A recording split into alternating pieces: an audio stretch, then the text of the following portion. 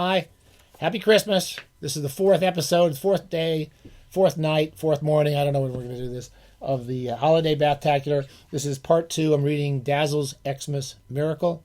And if you haven't heard the first half, you may want to go back and listen to it. Or I don't know. Over the years, several inaccurate opinions have developed about Dazzle's character. For example, he's been called iconoclastic, disrespectful of authority, and unchristian. He has been called prematurely anti-fascist, non-logocentric, bipedally challenged, and disrespectful of Homo sapien excellence.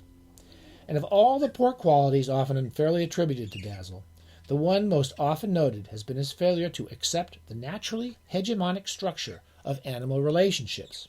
And it didn't matter which animals either. Dazzle just didn't like the idea of hegemonic.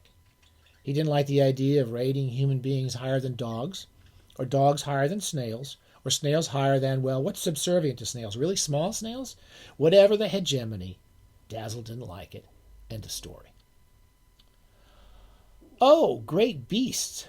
Dazzle's foster grandpups and great-grandpups mewled, performing the Christmas morning prayer taught them by Dazzle's dad, and bowing in a subservient manner.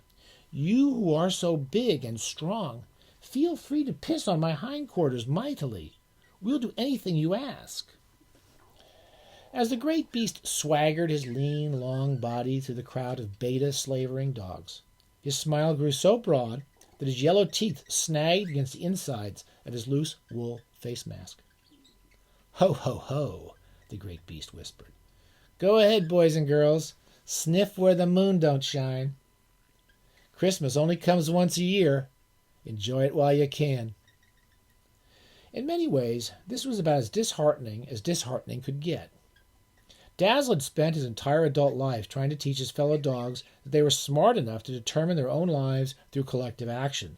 But as soon as some bully showed up with a bag of treats, they eagerly rolled over and played dead. Dogs.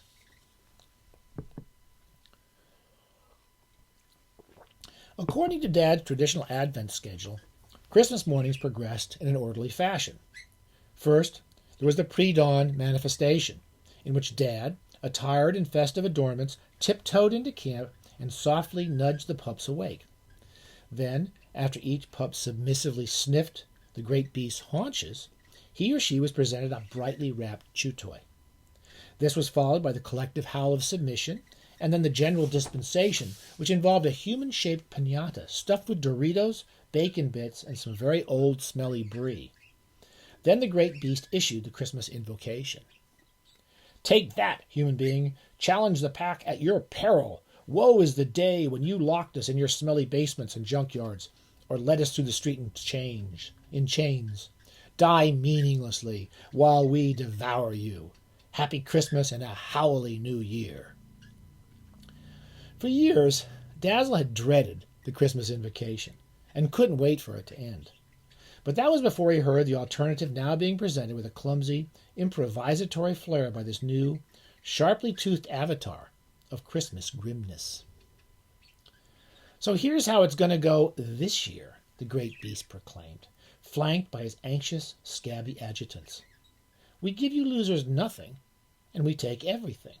We take the doggy treats, the Cheetos, and the brandy. We take all the cutest bitches, especially you, Thelma, and vanish into the night from whence we came. And here's the fun part. We don't even want this crap. All these spangly doodads, processed meats and shit.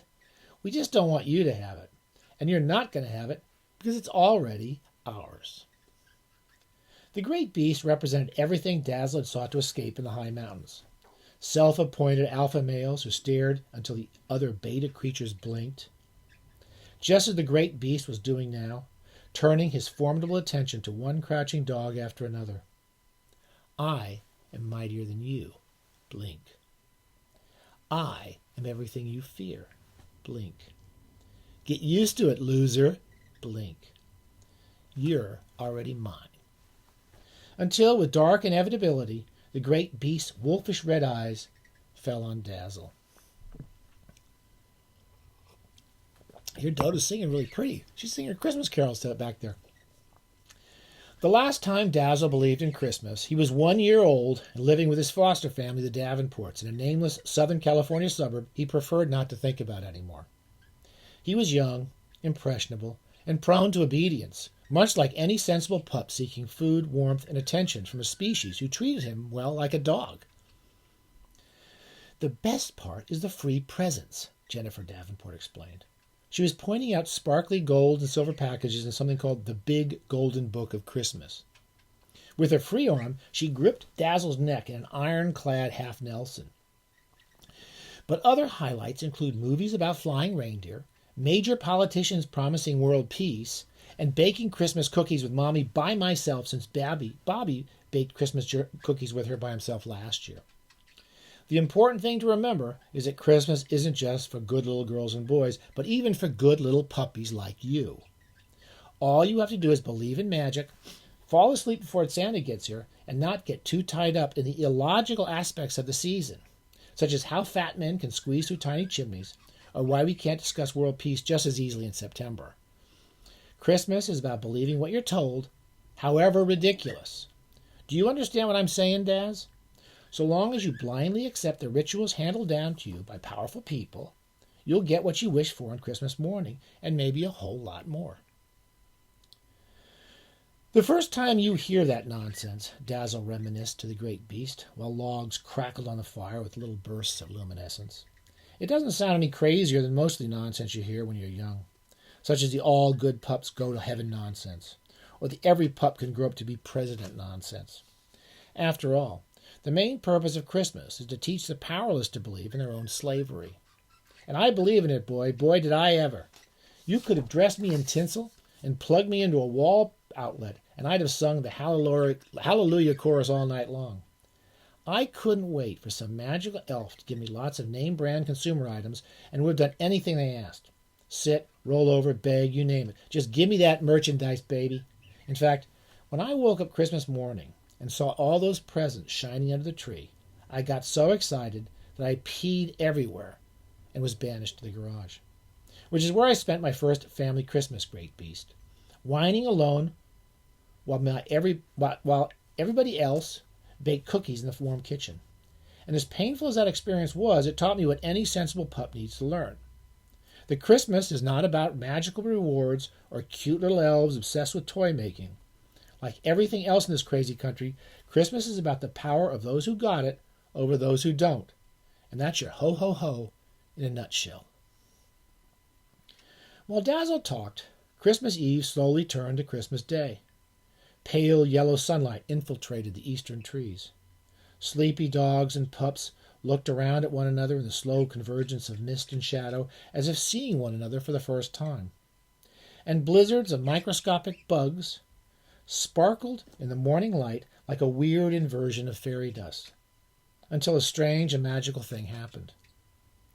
Everybody continued to observe Dazzle, even the great beast and his adjutants. They were actually waiting for him to finish the story.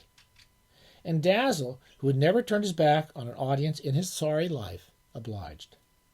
"So take a good look, kids, and I'll show you how it's done. Subservience. Bowing to power. You get down on your forepaws like this and say, 'Oh, piss on me, great beast. I'm your inferior in every way.' Don't look them in the eye or question anything they say. 'How am I doing, great beast?' 'Pretty hideous, right?'" A slow, mordant silence rolled across the encampment like the shadow of a dirigible, and in the center of that shadow, the great beast crouched.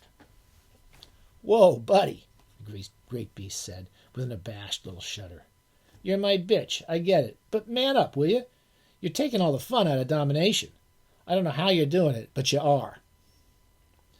Lying splayed on his back, Dazzle gazed around at the dogs and pups he loved with an almost weary devotion. Thelma and Louise, Pollock and Poe, the Portugal sisters, Santiago and Lisbon, and they seemed to be looking back at him for the first time, not because he was much in the leadership department, but simply because he was the only alternative they had to the great beast. And maybe that was the only choice they needed. Dazzle, the annoyingly familiar, or the great beast with his sharp, tangled teeth. Dazzle the mundane, or the great beast with his lean, fiery breath? Dazzle the trustworthy, always there when you didn't need him?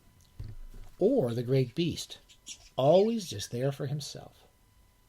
But the only dog who evinced a smile of realization was the alert and rarely obedient Shiny Poindexter. It was a sharp, barely perceptible smile, like a sliver of moon showing through a midnight cloud, a smile that seemed to say, "Aha! Gotcha, Uncle Daz. You give that great beast what he's got coming to him, dig?" And gazing up at the great beast from his position of subservience, Dazzle did just that. On the other hand, Mr. Great Creature, or Noble Big Beast, or whatever you call yourself, I am probably beneath your notice. But that's because our pack's true leader is a long-toothed old bitch named Edwina, who sleeps in that cave over there. If you really want to strut your alpha stuff in the field of combat, you should lay down the law to that old girl. If, that is, you can even rouse her tired ass out of bed.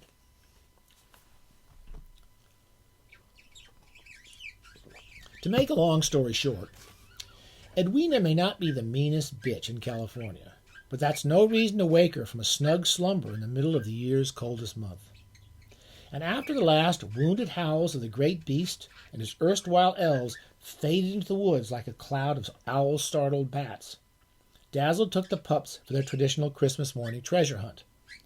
A skin of freshly formed frost crunched merrily beneath their paws as they followed a trail of bright red beads and cheesy biscuits laid out for them by some mysterious Christmas present, Dad, the night before. They slinked around a crudely painted, by Dad, papier-mâché totem of the great beast, resembling Dad, and eventually arrived at the grove of beastly delights where the great beast, Dad, traditionally appeared from behind a big blue oak while swinging around a red velour sack of squeaky toys and rawhide bones. This year, however, the grove lay ominously silent. Birds tweeted unceremoniously in the high trees, and the blue sky manifested a faint radiance of sunlight, fresh air, endless vistas, and the winsome fragrance of an early spring. Dazzle and his motley pack sniffed aimlessly for a while before they discovered a lumpy, dark shape, which turned out to be a familiar old dog bound and gagged with strips of duct tape. Dad, who else? It was the most welcome Christmas miracle that Dazzle could have hoped for. "Where have you guys been?" Dad shouted, spitting gummy tape residue from his lips. "I was freezing my ass off. By the way, you smell like wolf piss, son, and that's not a compliment. Now here, untie my paws and let's get back to camp. I haven't eaten since last night, and all I kept thinking about was that Christmas liver cake I buried where no wolf will ever find it. Because at the end of the day, there's one thing that separates us from the wolves, kid. Those feral jackasses may act tough, but we'll always have my wise and genetically gifted son Dazzle looking after our best interests, especially at Christmas." When they returned to camp, they fed the flagging campfire, feasted from various containers of traditional treats and puddings, and opened all the presents, but nobody had enough energy left over to enact the usual Christmas howl-alongs.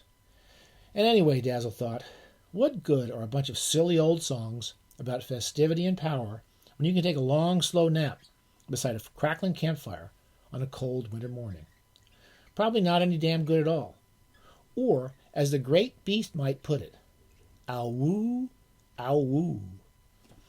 And that's Dazzle's Xmas Miracle. Happy Christmas 2022. We'll probably do just one. We'll do a little follow-up maybe after Christmas. But I hope you're having a great year and a great holiday with your families and in your homes with your books. And you have lots of books piled up around you for when it gets cold. Happy Christmas. Bye.